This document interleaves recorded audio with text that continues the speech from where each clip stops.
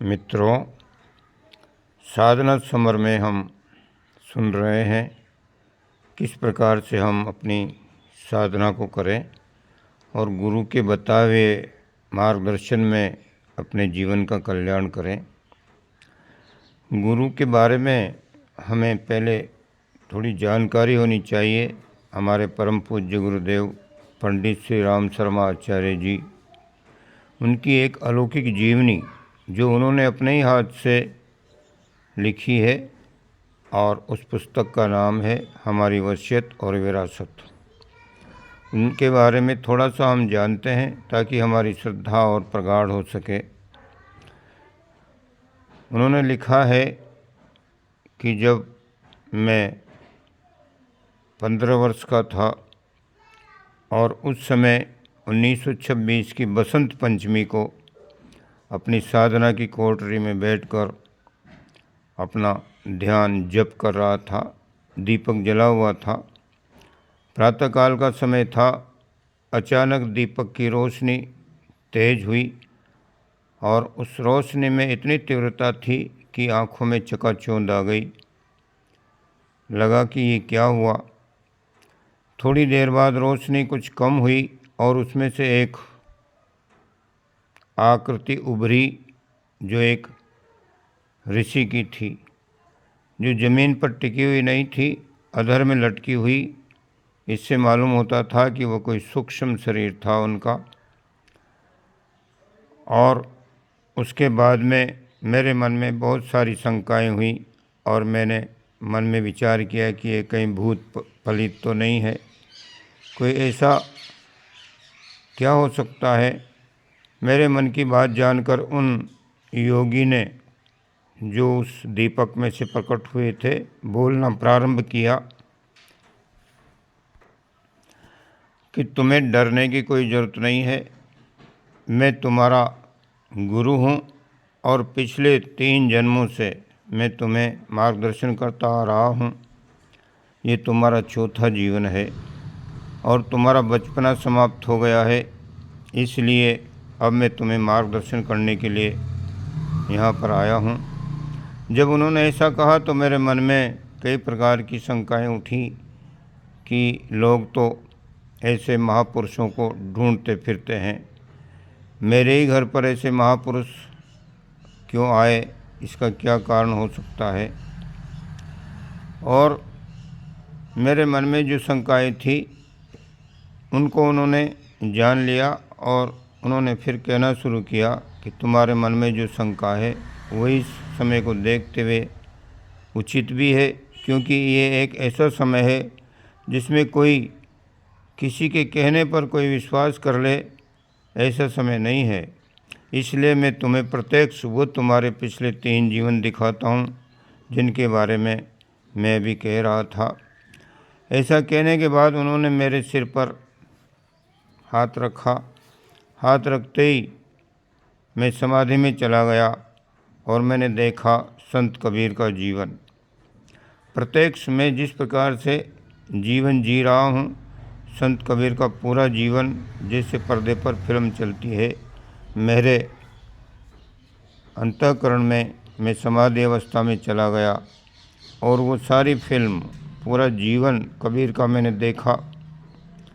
और उसके बाद जैसे ही कबीर का जीवन पूरा हुआ, दूसरी फिल्म चली जिसमें था संत समर्थ गुरु रामदास का जीवन। समर्थ गुरु रामदास का जीवन जो छत्रपति शिवाजी के गुरु थे। और वो पूरा जीवन जब मैंने देखा, जैसे प्रत्यक्ष ही मैं जी रहा हूँ। ये जीवन भी जब पूरा हुआ तो तीसरी फिल्म चली और वो था रामकृष्ण परमहंस का जीवन, जो विवेकानंद के गुरु थे। और वो भी उसी प्रकार से मैं देखता रहा और ऐसा ही महसूस करता रहा जैसे प्रत्यक्ष ही जी रहा हूँ। ये 3 जीवन की फिल्म मेरे सामने से गुजरी और मेरी समाधि टूट गई।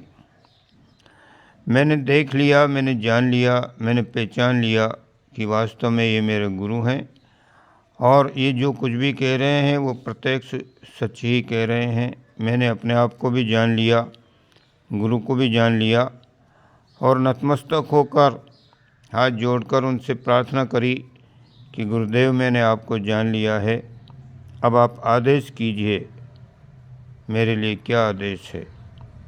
तब गुरु ने बोलना शुरू किया, ये तुम्हारा चौथा जीवन है। पिछले 3 जीवन से हम तुम्हें तराशते हुए आ रहे हैं और इस आशा से कि चौथे जीवन में यानी इस जीवन में तुम्हें वो काम करने हैं जो भगवान ही कर सकता है, कोई अवतार ही कर सकता है। और ऐसे कार्य करने के लिए तुम्हारी जो पात्रता है अभी कुछ कम है। इस पात्रता को पूरी करने के लिए हम तुम्हें एक साधना बताते हैं। उस साधना को तुम्हें निरंतर 24 वर्षों तक करना पड़ेगा और वह गायत्री महापुरुषन की साधना है।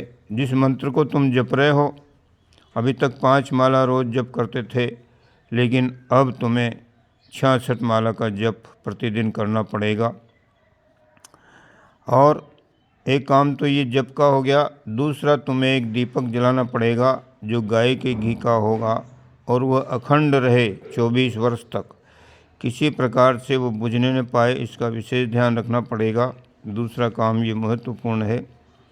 और तीसरा काम तुम्हारे भोजन की जो बात है, अभी तक तुम जो कुछ भी भोजन करते रहे हो उस सब को छोड़कर तुम्हें जौ को गाय को खिलाना पड़ेगा और उसके गोबर में जो निकलेंगे उनको धो करके सुखा करके उसका आटा बनाना है और उसकी 2 रोटी गाय की छाछ से ही खाना है। ये तुम्हें निरंतर 24 वर्ष तक, इसके अलावा नमक, तेल, शक्कर, घी और कुछ भी दूसरी चीज़ नहीं खानी। ये खाने के बारे में उन्होंने बताया। इस प्रकार से ये 3 बातें बताई और कहा कि ये जो गायत्री महापुरुषन है तुम तुरंत शुरू कर दो। और साथ में एक दिशा निर्देश भी दिया कि तुम यदि मेरे से मिलने की अपनी तरफ से कोशिश करोगे तो तुम्हारी ये कोशिश नाकाम रहेगी, क्योंकि मैं मेरी इच्छा के बिना तुमसे मिलूँगा नहीं। जब कभी ऐसी आवश्यकता पड़ेगी कि तुमसे मिलना ज़रूरी है तो मैं स्वयं आऊँगा या किसी संदेशवाहक को भेजकर संदेश तुम्हारे पास पहुँचाऊँगा। ये कह कर के गुरुदेव ने और भी कई सारी बातें मुझे बताई। उस समय मेरी शादी हो गई थी। उसके बारे में मैंने मन में ही विचार किया कि जब ऐसी कठिन और कठोर साधना ही करानी थी तो फिर शादी का ये मेरे जीवन में क्यों हुआ, शादी मेरी क्यों हो गई। ये बात गुरुदेव ने मेरे मन की बात को जानकर उन्होंने कहा कि शादी होने से तुम्हें कोई दिक्कत नहीं होगी, समय आने पर तुम्हें वह आत्मा फिर से दोबारा तुम्हारे जीवन में आएगी जो कबीर के साथ रही है, जो संत रामकृष्ण परमहंस के साथ रही है, वही आत्मा तुम्हें इस जीवन में भी फिर से मिलने वाली है। इसलिए आजकल का समय ऐसा नहीं है, एकांकी रह कर के जोखिम अधिक है। जब साथ में रहोगे पति पत्नी के रूप में तो कार्य करना सरल हो जाएगा, इसलिए इसकी तुम चिंता मत करो। ये कह देने से मेरे मन की जो शंकाएँ थी उसका समाधान हो गया और गुरुदेव ने ये कहा कि अब मैं चलता हूँ, तुम अपना काम शुरू कर देना। ये कहते ही वो अंतर्धान हो गए और मेरे मन में तुरंत जो है ये निश्चय हो गया कि मुझे इस महापुरुषन को 24 साल तक निरंतर करना है। इसके लिए मैंने मन में संकल्प कर लिया। बात कुछ एक दिन की नहीं थी, बात अलौकिक थी, ऐसी थी कि बिना पिताजी के कहे, घर वालों के कहे ये बात संभव नहीं हो पाती। इसलिए मैंने पिताजी को ये सारी बात बताई। तब पिताजी ने कहा कि बेटा ये तो बहुत कठोर साधना है और तेरा जीवन, अभी तू 15 साल का बालक है और इतनी छोटी उम्र में तुम इतनी कठोर साधना कैसे कर पाओगे। तुम स्कूल जाते हो उसका क्या होगा, तुम भोजन कुछ नहीं करोगे, तुम्हारे स्वास्थ्य का क्या होगा। इस प्रकार से पिताजी ने कई प्रकार से मेरे को समझाने का प्रयास किया और मना किया, लेकिन मैंने तो अपने आप में निश्चय कर लिया था, गुरुदेव ही मेरे सब कुछ थे और उनके कहने के अनुसार मैं कुछ भी करने के लिए तैयार था। तब पिताजी को मैंने कह दिया कि पिताजी, मेरे को ये साधना करनी है, जो कुछ भी हो। पिताजी मेरे स्वभाव को जानते थे, इसलिए उन्होंने ज़्यादा मना भी नहीं किया और दूसरे दिन से ही मेरी साधना की सारी व्यवस्था उन्होंने आगे रह करके कर दी। अखंड दीपक मैंने जला दिया। गाय, एक ऐसी काली गाय जिसको मैंने जो खिलाया उसकी व्यवस्था कर दी गई और ये सारी व्यवस्था पिताजी ने मेरी कर दी और मैं अपनी साधना में उसी दिन से लग गया। वो मेरा आध्यात्मिक जन्मदिन था। 1926 बसंत पंचमी के दिन मेरे गुरुदेव ने मेरे को जो साधना बताई।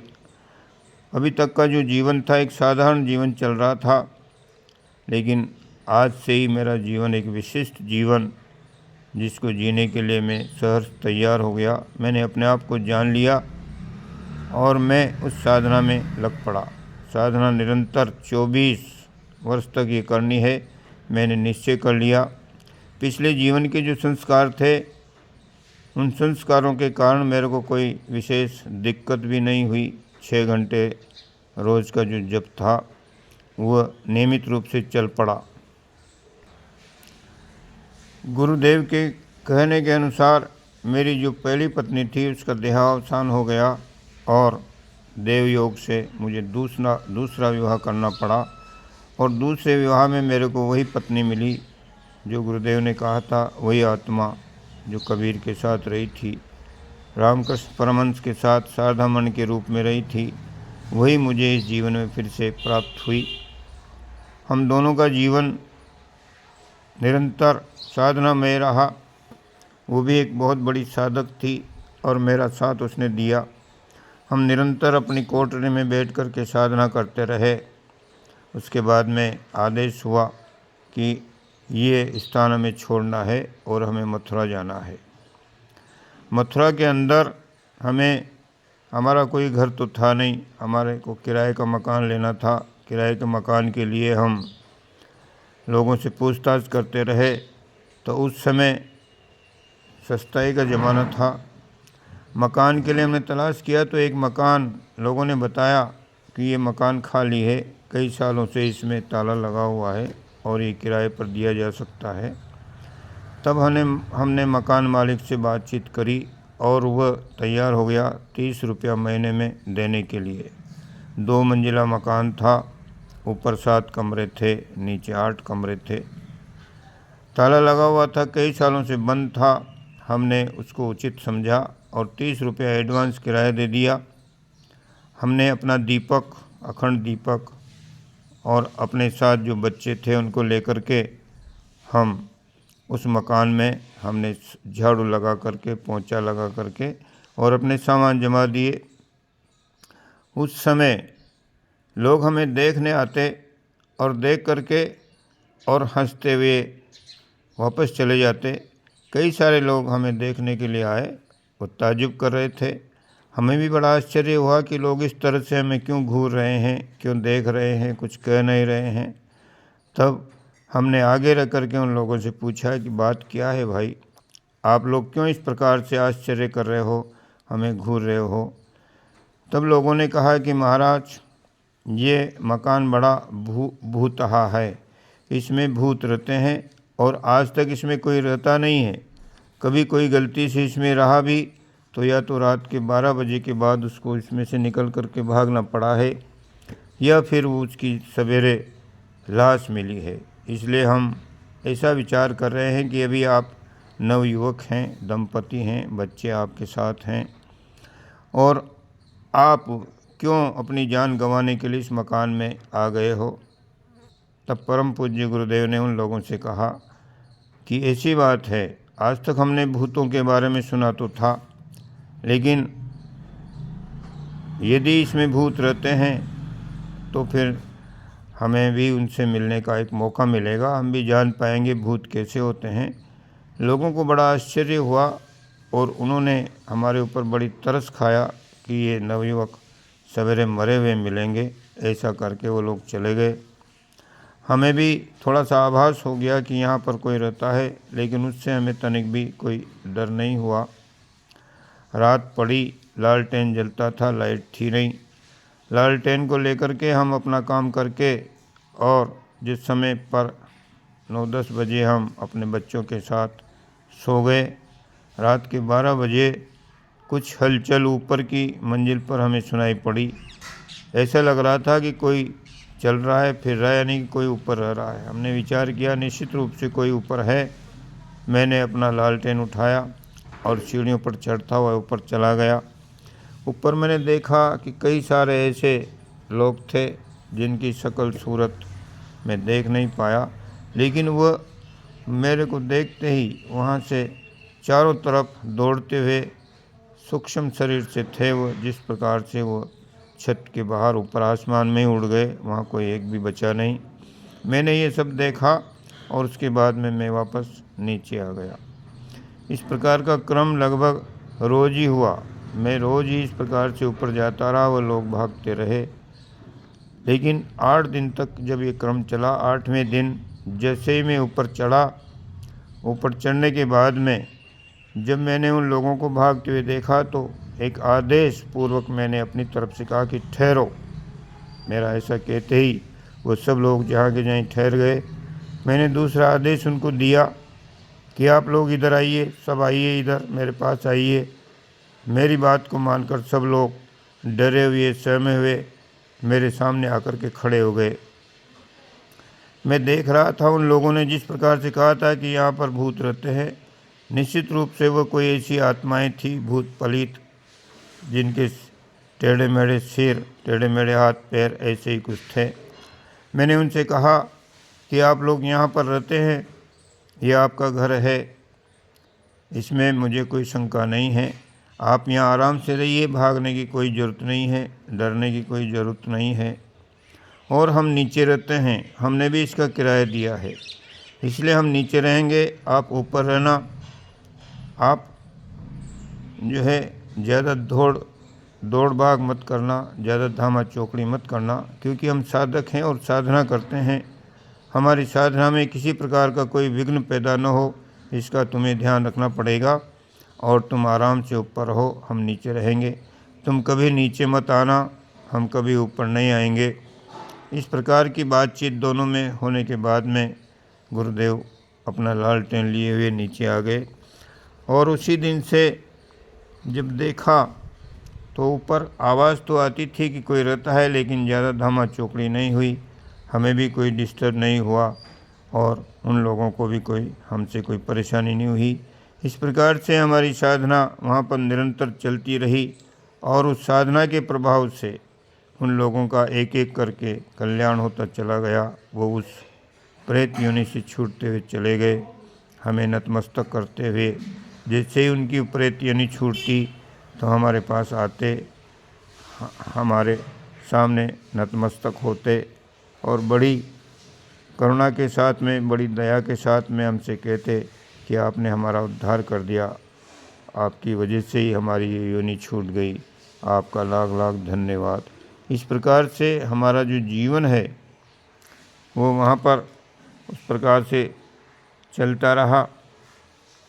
इस प्रकार की कई सारी ऐसी घटनाएं हैं हमारे बारे में जो लोगों को जानकारी नहीं है।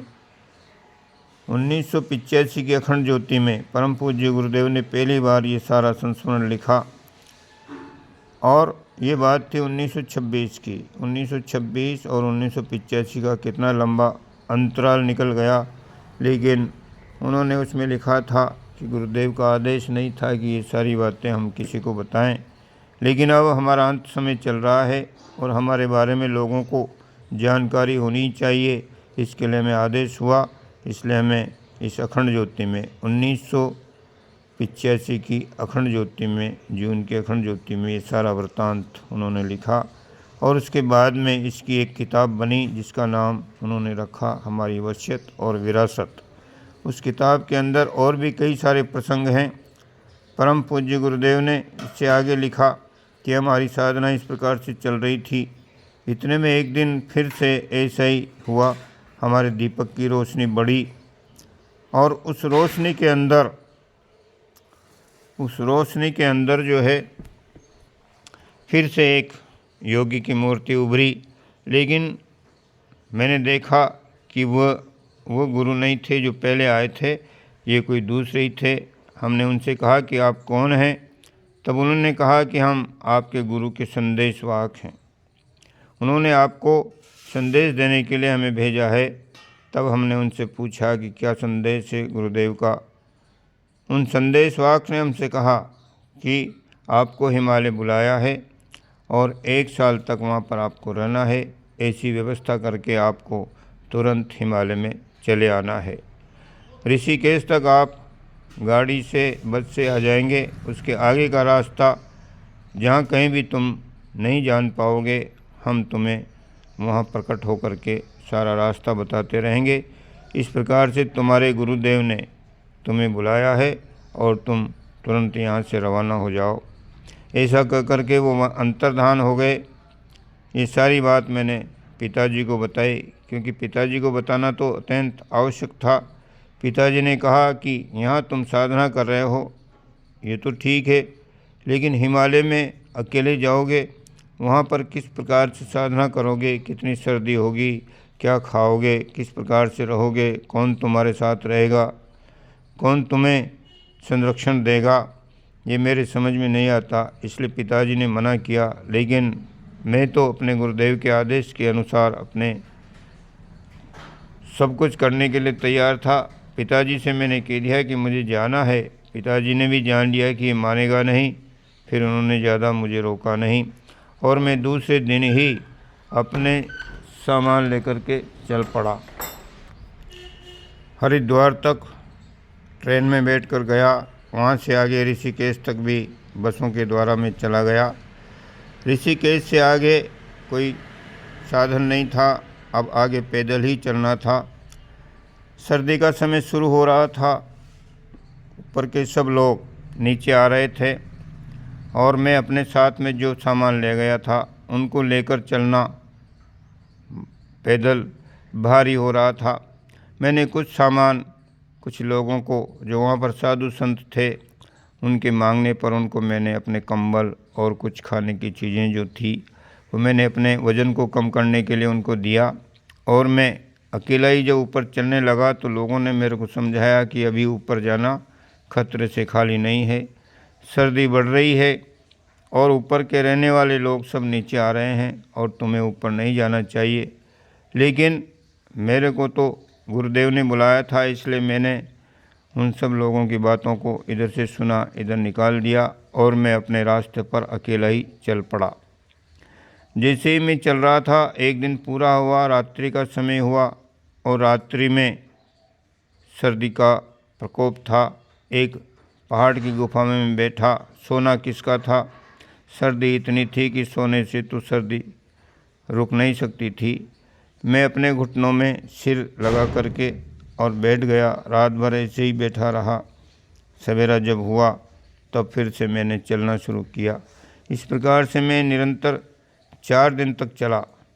4 दिन के बाद फिर मुझे कोई भी एक भी व्यक्ति रास्ते में मिलता नहीं था। बिल्कुल सुनसान, सर्दी का प्रकोप बढ़ता चला जा रहा था।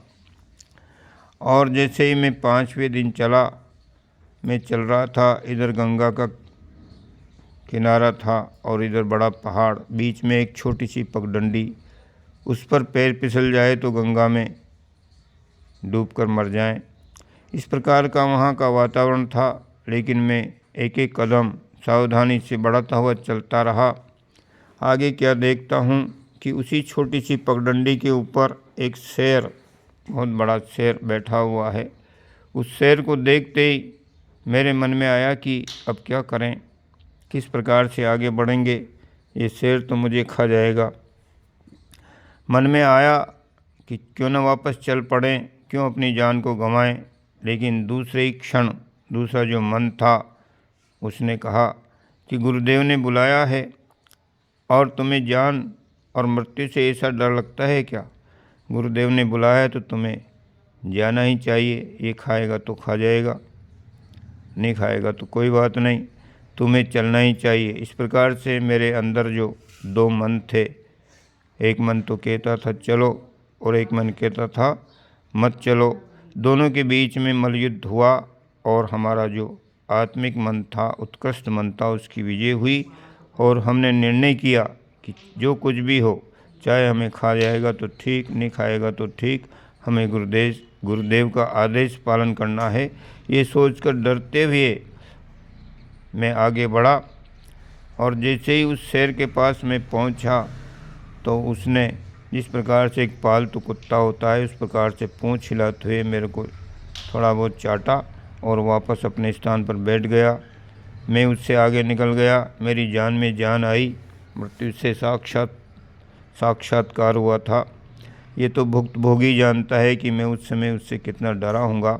उसका कहने का जो है ना शब्द नहीं है मेरे पास।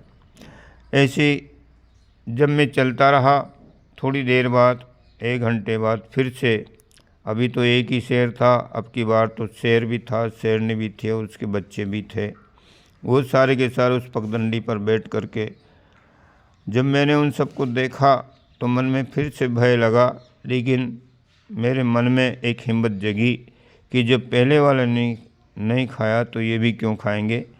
और मैं हिम्मत जुटा करके फिर से उनसे आंखें न मिलाते हुए धीरे धीरे आगे बढ़ा और उन्होंने भी मेरे को किसी प्रकार से कोई नुकसान नहीं पहुंचाया।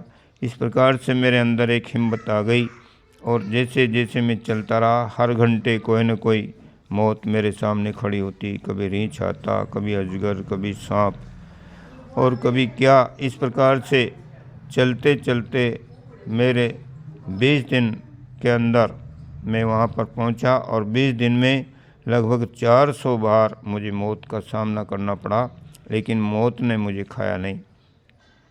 20वें दिन वहाँ पर सामने मैंने देखा परम पूज्य गुरुदेव सामने खड़े हुए मुस्कुरा रहे थे। उन्होंने मेरे को देखते ही कहा, शाबाश, तुम आ गए, तुम्हें आना ही था, हम तुम्हारी परीक्षा ले रहे थे। रास्ते में जो कुछ तुम्हें मिले शेर और ऐसी दुर्घटनाएं, ऐसे जो दृश्य तुम्हें दिखाई पड़े, ऐसे डरावने दृश्य, वो सब कुछ नहीं था। वो हम तुम्हारी परीक्षा ले रहे थे और तुम परीक्षा में पास हुए। मैं जिस काम को तुम्हें करवाना चाह रहा हूँ इससे कम में वो हो भी नहीं सकता। जो मौत से डरता है उससे वो काम हो नहीं सकता, इसलिए तुम्हारी परीक्षा ली और तुम उसमें पास हो गए। चलो मेरे पीछे पीछे आओ। उन्होंने मेरे को एक ऐसे स्थान पर ले जा कर के कहा कि रात को इस कोठड़ी में एक छोटा सा बंकर था, उसमें मुझे बिठा दिया। खाने को एक कंद दिया, उसको खा करके और मेरी सारी थकान मिट गई। मैं रात को उसमें बैठा। गुरुदेव ने कहा, तुम यहाँ अकेले ही रहोगे, मैं तुम्हारे साथ रहूँगा नहीं। सवेरे दिन उगने के बाद मैं तुम्हारे पास आऊँगा। मेरे को रात को खूब नींद आई। कंद खाने के बाद मेरी सारी थकान उतर गई और जैसे ही मेरी नींद खुली, सवेरा हो गया था और सामने गुरुदेव खड़े हुए मुस्कुरा रहे थे। उन्होंने कहा कि अब तुम्हें जो है 1 वर्ष तक जहाँ पर रहना है वहाँ की व्यवस्था हमने कर दी है। तुम्हें 1 साल तक वहाँ रहना है और जो साधना तुम अपने घर पर करते थे 66 माला जप, वहाँ पर निरंतर करते रहना। खाने को जो छाछ और जौ की रोटी मिलती थी वो यहाँ नहीं मिलेगी।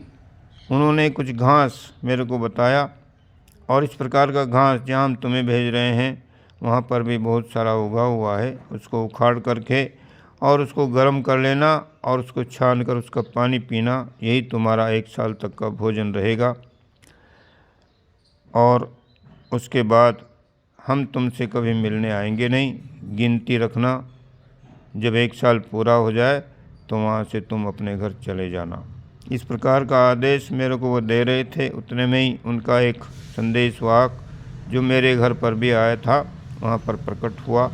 उसने, गुरुदेव ने कहा कि इनके साथ जाओ और इन्हें भागीरथ शिला पर, इनको जहाँ साधना करनी है वहाँ पर ले जाओ। मैं उस संदेशवाहक के साथ में वहाँ पर चला गया और वहाँ पर उसने वह घास मुझे बता दी और वह भागीरथ शिला मुझे बताई। वहाँ पर मैं निरंतर अपनी साधना करता रहा और उस साधना के बीच में मुझे जो कुछ भी अनुभव हुए उसके बारे में मैंने एक पुस्तक लिखी है जिसका नाम है सुनसान के सहचर। उसको पढ़ेंगे तो वहाँ के बारे में भी जानकारी मिलेगी।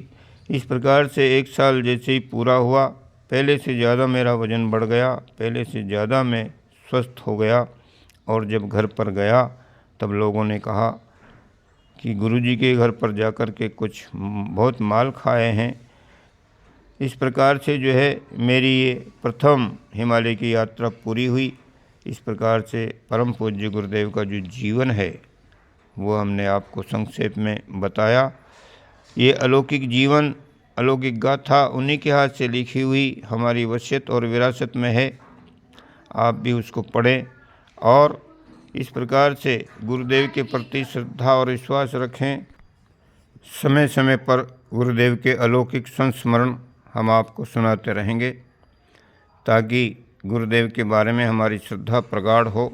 और श्रद्धावान लभते ज्ञानम, श्रद्धा अगर हमारी गुरुदेव के प्रति होगी तो हमें जल्दी आत्मबोध होगा, हमारे जीवन का कल्याण होगा। उनकी बातों पर हम चल पड़ेंगे और उनका संरक्षण हमें मिलता रहेगा। इसलिए आप निरंतर इस एपिसोड को सुनते रहें और सब्सक्राइब करें, बेल आइकन ज़रूर दबाएं ताकि आपको समय पर नोटिफिकेशन मिलते रहें। आज के इस वीडियो को यहीं विराम देते हैं। ओम शांति।